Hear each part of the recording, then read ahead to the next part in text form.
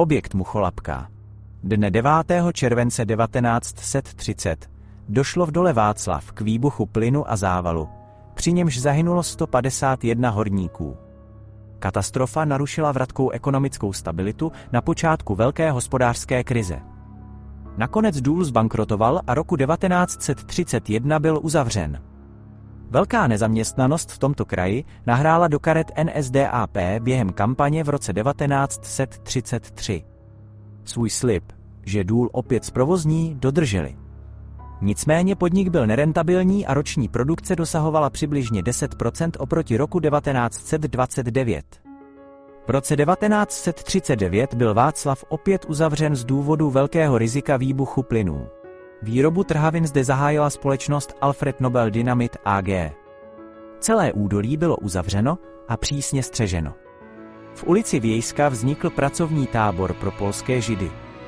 Okolo 600 vězňů pracovalo v muniční továrně AG, ve které se vyráběla trhavina Donarit.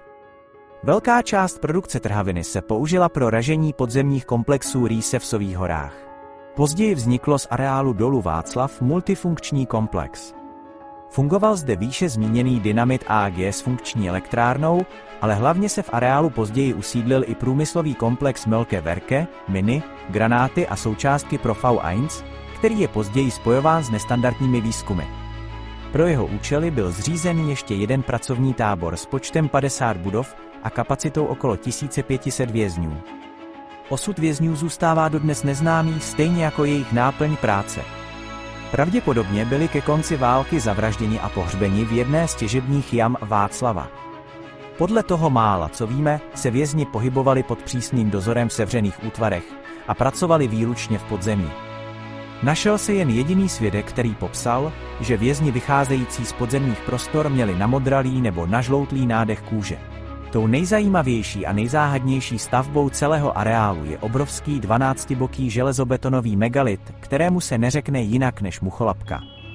Během pátrání po významu této stavby lze narazit na jednoduché a vcelku logické vysvětlení, že se jedná o základ chladící věže elektrárny. Podobné základy dokončených chladících věží byly nalezené v Německu. Co je také zajímavé, že se na stěnách zachovala zelená maskovací barva. Jaký by měl smysl nanášet nátěr na základ chladící věže, když ty okolní několik desítek metrů vysoké věže jsou nepřehlédnutelné? Během diskuze s průvodcem, který se podílel na průzkumu a čištění okolí Mucholapky, prozradil, že narazili na tlustý elektrický kabel vedoucí ke konstrukci. Podle výpočtů mohl kabel mít napětí až 6000 V. Spíš než kabel by každý očekával potrubí. Celá oblast kolem Mucholapky je protkána sítí kabelových tunelů. Nejdelší má 2 kilometry a vede téměř až dolů k Ludvikovicím. Není na tom nic zvláštního, každý takový komplex, navíc zbrojní, potřebuje kvalitní elektrickou rozvodnou síť. Co je ovšem zvláštní, že v těchto tunelech nesly držáky silné kabely, které se staly předmětem zájmu sběračů kovů. Naštěstí některé přehlédli a proto víme, že by tyto kabely mohly klidně napájet město. Není ovšem známo, co vše bylo z této sítě napájeno. Napadá mě, že mohla sloužit pro celý komplex Riese roztroušený po Sových horách.